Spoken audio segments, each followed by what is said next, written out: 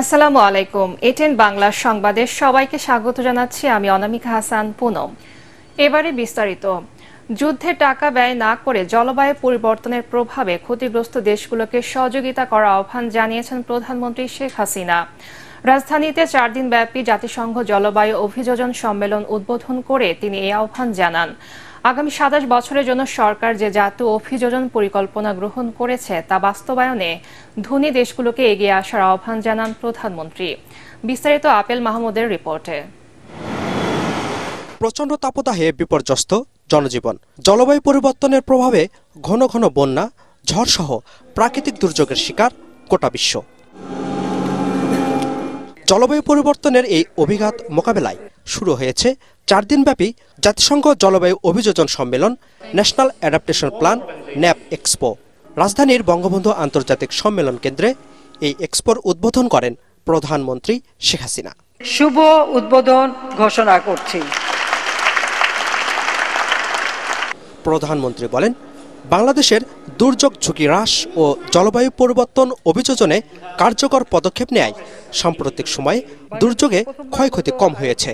আগামীতে জলবায়ু পরিবর্তনের ঝুঁকি মোকাবেলায় সরকারের পরিকল্পনাও তুলে ধরেন তিনি।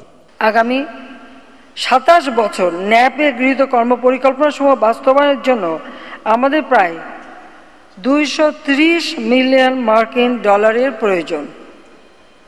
এজন্য সুনির্দিষ্ট তহবিল ও অতিরিক্ত আর্থিক সংস্থানের ব্যবস্থা গ্রহণে আমি ধনী দেশ ও আন্তর্জাতিক সম্প্রদায়ের প্রতি আহ্বান জানাচ্ছি। আসুন সকলকে সঙ্গে নিয়ে আরও নিবিড়ভাবে এই ধরিত্রী রক্ষায় আমরা কাজ করি।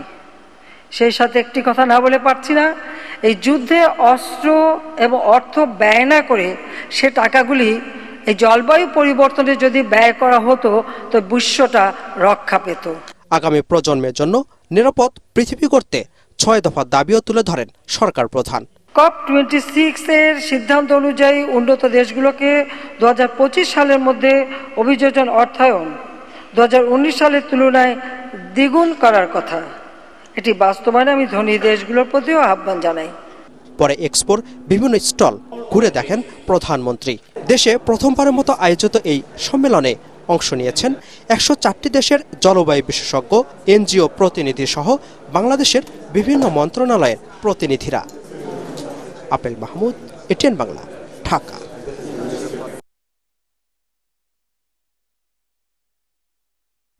দেশের বিভিন্ন স্থানে তাপপ্রবাহ অব্যাহত থাকায় আরও 3 দিনের হিট অ্যালার্ট জারি করেছে আবহাওয়া অধিদপ্তর। এর আগে শুক্রবার থেকে রোববার পর্যন্ত ছিল এই সতর্কতা। এদিকে এক গবেষণা বলছে আবহাওয়া অধিদপ্তরের দেয়া তাপমাত্রার চেয়ে অন্তত 4 ডিগ্রি বেশি ঢাকার তাপমাত্রা। এ কারণে অসহনীয় গরমে নাভিশ্বাস উঠেছে সাধারণ মানুষের। আরও জানাচ্ছেন মাজহারুল হক মুহাজির। কাঠফাটা রোদে রাজধানীর শাহবাগে গাছের ছায়ায় বিশ্রাম নিচ্ছিলেন মাঝবয়সী রিকশা চালক দেলোয়ার। তারপরও গরমে হাঁসফাঁস করছিলেন তিনি।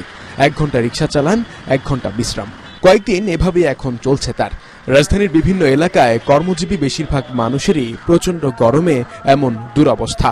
পানি খাইলাম, পানি কেমন বইতেছে, শরীরে কুলে না, মানে মনে চায় না যে খেপ মারতে, এখন পেটের দায় মারতে হইব, মানে কষ্ট করে মারি, মন চায় না চালাইতে। এত কষ্ট পরিমাণে বলা যাবে না। আমার জন্মের পর থেকে আমি এরকম কষ্ট করি না গরমে। এই বছর যে গরমটা খুবই ক্লান্তজনক অবস্থা। এক ট্রিপ মারার পর আমি আর মারতে পারি না, এত গরম। কি করবো বলেন, জীবন পেটের দায় নামতে হবে রাস্তায় আমাদের। শ্রমজীবী নিম্ন আয়ের এই মানুষদের মতো রাজধানীর বিভিন্ন এলাকায় তাপপ্রবাহে নাজেহাল অনেকেই স্বস্তি খুঁজছেন পথের ধারের শরবত পানীয়ের দোকানে। গরম তো মানুষে খায় ঠান্ডা পানি, শরবত, লেবুর শরবত।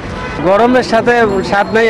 স্বাদ হলো হিসেব হলো কোনটা, যে স্কুল কলেজ অফিসিয়াল কেন্দ্রগুলো যদি খোলা থাকতো, মানুষ বাড়ি হইতো, চলাফেরা করতো, কলেজে যাইতো, স্কুলে যাইতো, তাহলে খ্যাপ একটু ভালো হইতো। নিচের গরমে উপরের গরমে মানে এক হয়ে যাইতেছে, কোনো শান্তি পেতেছি না। এই জন্য এক খেপ মারলে আর খেপ মারতে পারে বসে থাকতে। দেশের বায়ুমণ্ডলীয় দূষণ অধ্যয়ন কেন্দ্র ক্যাপসের গবেষণা বলছে, গেল 5 দিনে আবহাওয়া অধিদপ্তরের দেয়া হিসেবের চেয়েও রাজধানীর তাপমাত্রা বেশি, যা আশঙ্কার মনে করছে তারা। ঢাকার মতো মাইক্রো ক্লাইমেটিক যে অ্যাক্টিভিটি, এটি পৃথিবীর খুব কম শহরে আছে। কারণ এইখানকার ভূমিতে বিভিন্ন ডাইভার্সিটি আছে। গ্লাসমেট বিল্ডিংটা থেকে হিট রিফ্লেক্ট করে এই বিল্ডিংয়ের চারপাশের এলাকাটিকে উত্তপ্ত করে তুলছে কয়েক মিনিটের মধ্যে, ফলে শত শত গ্লাসমেট বিল্ডিং হিট চেম্বারে রূপান্তরিত হয়েছে এবং এটি আগামী দিনে আরও বেশি সংকটের তৈরি করার ঝুঁকি তৈরি করছে। এদিকে রাজধানী সহ সারা দেশে আরও 3 দিন বাড়ানো হয়েছে হিট অ্যালার্ট। এই তাপপ্রবাহের কারণে 27 এপ্রিল পর্যন্ত সরকারি ঘোষণায় বন্ধ রাখা হয়েছে সব শিক্ষা প্রতিষ্ঠান। মাজহারুল হক মুহাজির, ATN বাংলা, ঢাকা। সন্তানের অভিভাবকত্ব নির্ধারণের ক্ষেত্রে মাকে কেন স্বীকৃতি দেওয়া হবে না তা জানতে চেয়ে রুল জারি করেছে হাইকোর্ট। রুলে 1890 সালের অভিভাবকত্ব আইনে সন্তানের অভিভাবক হিসেবে মাকে স্বীকৃতি দিয়ে কেন নীতিমালা করা হবে না, রুলে তাও জানতে চাওয়া হয়েছে। বিচারপতি নাইমা হায়দার ও বিচারপতি কাজী জিনাত হকের দ্বৈত বেঞ্চ এ রুল জারি করেন। আইন সচিব, নারী ও শিশু মন্ত্রণালয়ের সচিব, আইন কমিশন সহ সংশ্লিষ্টদের 4 সপ্তাহের মধ্যে রুলের জবাব দিতে বলা হয়েছে। বাংলাদেশে নারীরা সন্তানদের হেফাজত পাচ্ছে। নারীরা এখন পর্যন্ত একটি ঘটনা ছাড়া কোনো নারীকে এখন পর্যন্ত অভিভাবকত্ব দেওয়া হচ্ছে না তার সন্তানের ক্ষেত্রে। হাইকোর্ট আজকে রুল জারি করেছেন যে অভিভাবকত্ব আইন 1890 সনের ঔপনিবেশিক আমলের অভিভাবকত্ব আইনের 19 ধারাকে কেন বৈষম্যমূলক ঘোষণা করা হবে না, সেই মর্মে তারা আজকে রুল জারি করেছে। 2 দিনের রাষ্ট্রীয় সফরে আজ বাংলাদেশে আসছেন কাতারের আমির Sheikh Tamim bin Hamad Al Thani. দেশটির একটি বিশেষ ফ্লাইটে বিকেলে ঢাকার হযরত শাহজালাল আন্তর্জাতিক বিমানবন্দরে তার অবতরণের কথা রয়েছে। রাষ্ট্রপতি মোহাম্মদ শাহাবুদ্দিন এবং প্রধানমন্ত্রী শেখ হাসিনার আমন্ত্রণে এ সফরে আসছেন কাতারের আমির। এ সময় 2 দেশের মধ্যে 6টি চুক্তি এবং 5টি সমঝোতা স্মারক সই করবেন তিনি, যার মধ্যে আছে দ্বৈতকর পরিহার, আইনি সহায়তা, সাগরপথে পণ্য পরিবহন ও বাণিজ্য, কূটনৈতিক প্রশিক্ষণ এবং জনশক্তি বিষয়ক সমঝোতা। কাতারের আমিরকে বরণ করতে এরই মধ্যে সাজানো হয়েছে রাজধানী। বিমানবন্দর থেকে শুরু করে নগরীর প্রধান প্রধান সড়কগুলোতে ব্যানার, ফেস্টুন লাগানো হয়েছে তার সম্মানে। উপজেলা নির্বাচনে কঠোর অবস্থান নিয়েছে নির্বাচন কমিশন। সুষ্ঠু নির্বাচন অনুষ্ঠানে আচরণবিধি সঠিকভাবে মেনে চলতে প্রার্থীদের প্রতি আহ্বান জানিয়েছেন নির্বাচন কমিশনার মোহাম্মদ আলমগীর। নির্বাচন কমিশন ভবনে উপজেলা নির্বাচনে ঢাকা জেলার প্রার্থীদের সাথে মতবিনিময় শেষে তিনি এই কথা জানান।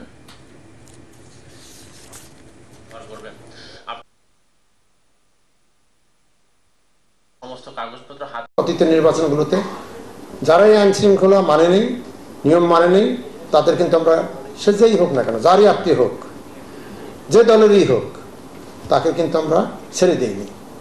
এই পরিচয়টা আমাদের কাছে 2 পয়সার মূল্য নেই নির্বাচন কমিশনের কাছে, যে আপনি কার আত্মীয়, কার কি, কোন দলের, এটা আমরা 1 পয়সা মূল্য দিই না। আমরা দেখি আপনি আইনত কাজ করেছেন, আইন মতন কাজ করেননি। আইনত কাজ করলে আপনাকে সালাম, আইনের বাইরে কাজ করলে আপনাকে আমাদের যে নির্ধারিত শাস্তি আছে আইনের ভাঙা, সেটা আমরা দেবই। আইন শৃঙ্খলা বাহিনীকে ব্যবহার করে মামলা নির্যাতনের মাধ্যমে সরকার বিএনপিকে ধ্বংসের পরিকল্পনা বাস্তবায়নের চেষ্টা করছে বলে অভিযোগ করেছেন বিএনপি চেয়ারপারসনের উপদেষ্টা জৈনুল আবেদিন ফারুক। জাতীয় প্রেস ক্লাবের সামনে মানববন্ধনে তিনি বলেন, নিরপেক্ষ সরকারের অধীনে নির্বাচনের দাবি আদায় না করা পর্যন্ত রাজপথে আন্দোলন অব্যাহত থাকবে। আওয়ামী লীগ ভারতের সহায়তায় জনগণের ভোটাধিকার ও গণতন্ত্রকে গলা টিপে হত্যা করেছে বলেই বাংলাদেশের মানুষ স্বতঃস্ফূর্তভাবে ভারতীয় পণ্য বর্জন করেছে বলে দাবি করেন তিনি।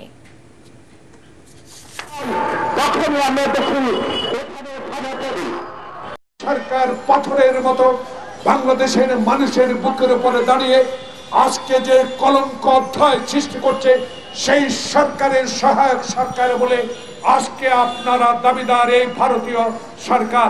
প্রতিবেশী দেশের উপর আস্থা রেখে আমার দেশের মানুষের মানবাধিকার হরণ করবেন, গণতন্ত্র হত্যা করবেন, আইন শৃঙ্খলা বাহিনীকে ব্যবহার করে বিএনপিকে নিশ্চিহ্ন করবেন, এটা হতে দেওয়া যাবে না।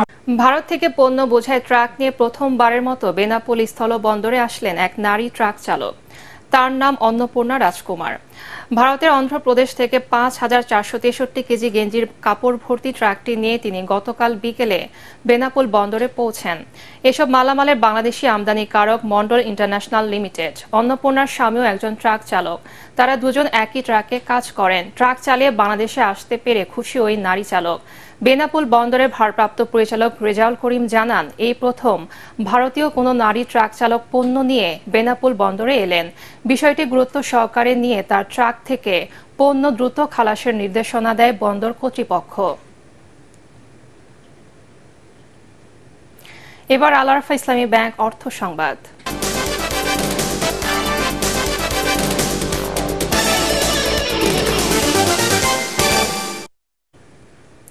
সুনামগঞ্জের রবি মৌসুমে কাঁচা মরিচের বাম্পার ফলন পেয়েছেন কৃষকরা। ফলন ভালো হয় গত বছরের চেয়ে এবার আবাদ আরও বেড়েছে। তবে সার, কীটনাশক সহ প্রয়োজনীয় জিনিসপত্রের দাম বাড়ায় লাভবান হতে পারছেন না চাষিরা। সুনামগঞ্জ জেলায় গত বছর 1440 হেক্টর জমিতে মরিচের আবাদ হলেও এবছর তা বেড়ে দাঁড়িয়েছে 1564 হেক্টরে। এর মধ্যে জামালগঞ্জ উপজেলায় সবচেয়ে বেশি জমিতে মরিচের আবাদ হয়েছে। তবে কৃষি সম্প্রসারণ অধিদপ্তর বলছে, মরিচ চাষ লাভজনক হওয়ায় আবাদের পরিমাণ দিন দিন বৃদ্ধি পাচ্ছে। আগামীতে উৎপাদন আরও বাড়বে।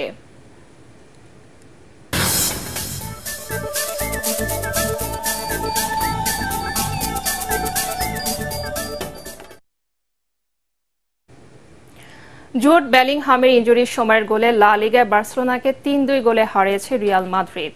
এতে 6 ম্যাচ বাকি থাকতে শিরোপা প্রায় নিশ্চিত কার্লো অ্যানচেলোত্তির দলের। বার্নাবোতে যদিও শুরুতে এগিয়ে যায় কাতালানরা, 6 মিনিটে গোল করেন ক্রিস্টেনসেন। তবে পেনাল্টিতে 18 মিনিটে সেই গোল শোধ দেন ভিনিসিয়াস জুনিয়র। এরপর ফার্মিন লোপেজ দ্বিতীয়ার্ধে আবারও এগিয়ে নেয় জাভি হার্নান্দেজের দলকে।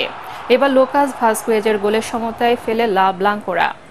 আক্রমণ পাল্টা আক্রমণের ম্যাচে 91 মিনিটে বেলিংহামের গোলে জয় নিশ্চিত করে রিয়াল মাদ্রিদ। এতে দ্বিতীয় স্থানে থাকা বার্সেলোনার চেয়ে 11 পয়েন্টে এগিয়ে গেছে অ্যানচেলোত্তির দল।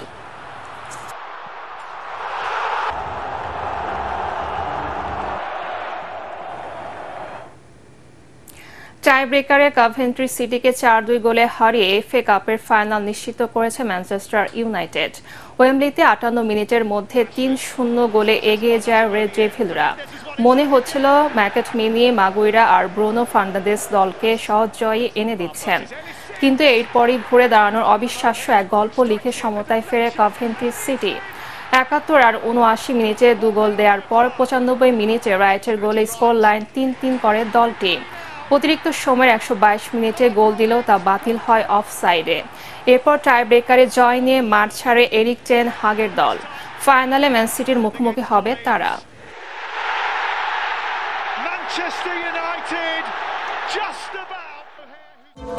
পরবর্তী সংবাদ দেখার আমন্ত্রণ জানিয়ে এখনকার মতো শেষ করছি।